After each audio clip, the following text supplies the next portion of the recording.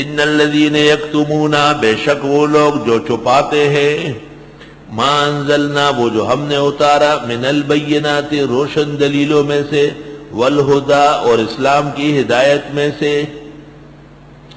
ہدا اسلام ہے تو بینات دلائل ہے، اور بینات قرآن ہے، اور ہدا ہدی للمتقین قرآن ہے تو بینات اس کے ادل عقلی نقلی ہے۔ بے شک وہ لوگ جو چھپاتے ہیں وہ جو ہم نے اتارا، روشن دلیلوں میں سے اور ہدایت میں سے، من بعد ما بیناہ، بعد اس کے کہ ہم نے بیان کیا اس کو، للناس، لوگوں کے لیے، فی الکتاب، کتاب میں۔ وہ یہ ہدایت اور بینات تو لوگوں کے لیے آئے ہیں، بیان نہیں کرتے، چھپاتے ہیں۔ اولئک یلعنہم اللہ، ان لوگوں پر لعنت ہو اللہ کی۔ جملے فعلیہ لے آئے، یلعنو، لعنت کرتا رہتا ہے اللہ، ویلعنہم اللاعنون، اور ان پر لعنت کرتے ہیں لعنت کرنے والے۔ لعنت کا معنی کیا تھا اللہ کی رحمت سے دوری، دین بیان نہ کرنے والا، توحید چھپانے والا، سنت نہ بتانے والا۔ اولئک یلعنہم اللہ ویلعنہم اللاعنون، نہ لوگوں کو کہتے ہیں سر ڈکنا سنتیں، نہ لوگوں کو کہتے ہیں کہ مرد کے لیے پانچے اوپر کرنا ضروری ہے، ورنہ ابو داؤد کتاب اللباس کے حدیث کے مطابق نماز دوبارہ پڑھنی پڑے گی۔ نہ طلباء کو سمجھاتے ہیں کہ مسجد کے آداب فرض کے برابر سمجھو، مبادا مسجد میں رہتے ہوئے ثواب سے محروم نہ ہو جاؤ۔ طلباء کھڑے ہو کر پانی پینے لگتے ہیں، جب ہم پکڑتے ہیں کہتے ہیں ہمیں نہیں بتایا گیا، عذر گناہ بدتر از گناہ۔ آئے ہائے، کہتے ہیں یہ چھوٹے مسئلے ہیں۔ میں کہتا عمر کا پیٹ پھٹا ہوا تھا، آنتڑیاں باہر نکلی تھی، بخاری مناقب عمر، اور طبیب نے نبیس پلا کر، دودھ اونٹنی کا پلا کر کہہ دیا تھا اوصی یا امیر المومنین، امیر المومنین وقت تھوڑا ہے وصیت فرمائے۔ اس دوران صہیب رومی آئے، روئے، تعریف کر کے چلنے لگے تو پانچے نیچے تھے کہ یا اخی، اے میرے بھائی، ارفع ثوبک، کپڑا اوپر کرو، فإنہ انقی لثوبک واتقی لربک، اس سے کپڑا بھی پاک رہے گا اور اللہ بھی خوش ہوگا۔ عمر کے عمل سے معلوم ہوا کہ یہ مسئلہ چھوٹا نہیں ہے، قلب میں سوز نہیں، روح میں احساس نہیں، کچھ بھی پیغام محمد کا تمہیں پاس نہیں۔ اولئک یلعنہم اللہ ویلعنہم اللاعنون، ان لوگوں پر لعنت کرتے ہیں اللہ اور ان پر لعنت کرتے ہیں لعنت کرنے والے، حجر شجر جن اور انس، آسمان و زمین۔ ڈپٹی کمشنر نے اجلاس بلایا تھا۔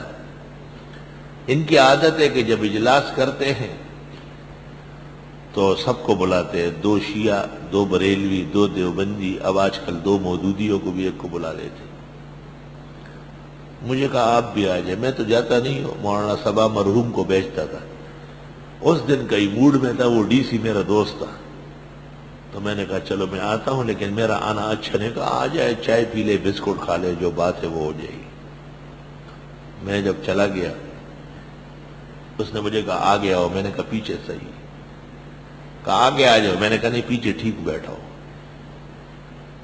بات شروع ہو گئی، یار علاقے میں بہت چوری ہو رہی ہے، ڈکیتی ہو رہی ہے، علماء واعظ کرے، ہماری مدد کرے۔ بڑے بڑے بدعتی آگے بیٹھے تھے، روافظ بھی بیٹھے تھے، میں تو پیچھے بیٹھ گیا۔ میں نے کہا ڈپٹی کمشنر صاحب، اگر علاقے میں کوئی دکان لوٹتا ہو ہم آپ کو کہے تو آپ ہماری مدد کریں گا؟ بالکل، میں فوراً پولیس بھیجوں گا۔ میں نے کہا اگر علاقے میں کوئی کسی سے انگوٹھی اتارے یا گھڑی اتارے، اس زمانے میں موبائل نہیں تھے، تو وہ بھی چوری؟ اس نے کہا۔ میں نے کہا رسول اللہ صلی اللہ علیہ وسلم کی سنت چوری کرنا کیسا ہے؟ انہوں نے کہا وہ بہت بڑا گناہ ہے۔ میں نے کہا مصطفیٰ اظہری بیٹھا ہے، ان سے پوچھو کہ یہ اللہم صلی علی محمد کیوں نہیں پڑھتے، اور بیٹھ کر درود پڑھنا سنت ہے، یہ کھڑے کیوں ہوتے؟ بس جب میں نے یہ کہا بریلوی و شیعہ سب کھڑے ہو گئے، ہنگامہ کھڑا ہو گیا۔ میں چپ چاپ بیٹھا رہا۔ میں نے کہا ٹھیک ہے، ہنگامہ ہو جائے۔ ہنگامے میں بیٹھا رہا۔ میں نے کہا یہ مجھے جواب دے کہ یہ سنت ہے یا نہیں، اور آپ جو لوگوں کو کہتے کھڑے ہو کر کے پڑھو، تو یہ کیوں نہیں کہتے کہ بیٹھ کر پڑھنا سنت ہے؟ اور جو لوگوں کو کہتے ہیں کہ اونچا پڑھو، تو نماز میں بیٹھ کر اور آہستہ ہم پڑھتے اپنا اپنا، یہ کیوں نہیں بتاتے؟ یہ سنت کی چوری نہیں ہے؟ بریلویوں نے کہا ہم جاتے ہیں۔ ڈی سی نے مجھے کہا یہ آپ چاہتے تھے؟ میں نے کہا الحمدللہ فتح مبین ہے، انا فتحنا لک فتحا مبینا۔ میں آیا ہوں، یہ بیٹھیں گے کیسے؟ ان کو بیٹھنے کا حق نہیں ادھر۔ کہنے لگا اچھا ٹھیک ہے آپ لوگ جائے، ابھی میں مولانا سے بات چیت کرتا ہوں۔ میں نے کہا مجھ سے کیا بات کرو گے تم؟ بات تو ہو گئی۔ میں بھی اٹھ کے آیا، گاڑی میں بیٹھ گیا، السلام علیکم۔ یہی ہماری میٹنگ تھی، کامیاب ہو گئی الحمدللہ۔ 3 مہینے بعد مجھے فون کیا، میٹنگ آؤ گے؟ میں نے کہا بیٹھنے دو گے؟ کہا نہیں، اب میں ہوشیار ہو گیا۔ میں کیسے ہوشیار ہوئے؟ کہ صرف آپ ہوں گے اور آپ کے مسلک کے لوگ ہوں گے، فلاں فلاں علم۔ میں نے کہا اب تجھے عقل آ گئی۔ دا خچر اور خرما سر صد بار جمع کیا خواہ چیو دلے توزلوم چی بیا پتن لگی اولائک یلعنہم اللہ، ان لوگوں پر خدا لعنت کر رہا ہے، رحمتوں سے دور ہے۔ وَيَلْعَنُهُمُ اللَّائِنُونَ إِلَّا الَّذِينَ تَابُوا وَأَصْلَحُوا، مگر وہ لوگ جنہوں نے توبہ کی اور اصلاح کی۔ اصلاح کیسے ہوگی؟ وَبَيَّنُوا، اور جو بیان نہیں کیا تھا بیان کرنے لگے۔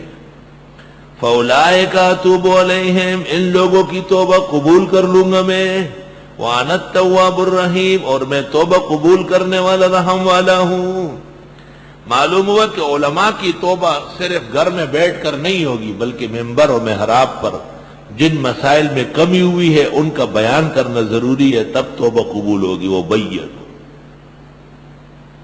یہ جرم کیا تھا بیان نہ کرنا، یکتمون ما انزلنا، اس لیے فرمایا وہ بیان۔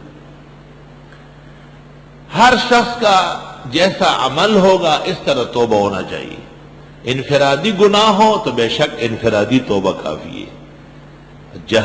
جہری گناہ ہے، لوگوں کو نقصان پہنچائے، تو ضروری ہے کہ آپ علی الاعلان کہے کہ یہ مسئلہ کمزور تھا، اصل مسئلہ یہ ہے۔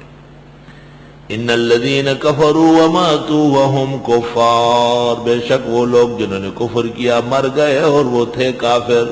اولئک علیہم لعنت اللہ والملائکۃ والناس اجمعین، ان پر بھی لعنت ہے اللہ کی اور فرشتوں کی اور سب لوگوں کی۔ خالدین فیہا، ہمیشہ لعنت میں رہیں گے۔ لا یخفف عنہم العذاب، ہلکا نہیں ہوگا ان سے عذاب۔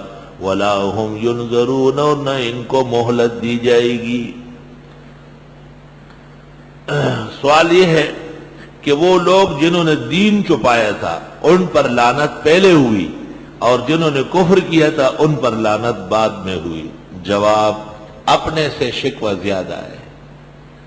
مسلمانوں سے اسلام کو نقصان زیادہ پہنچ رہا ہے۔ اگر مسلمان دین کی طرف توجہ نہ کر لے تو نقصان زیادہ ہو جائے گا۔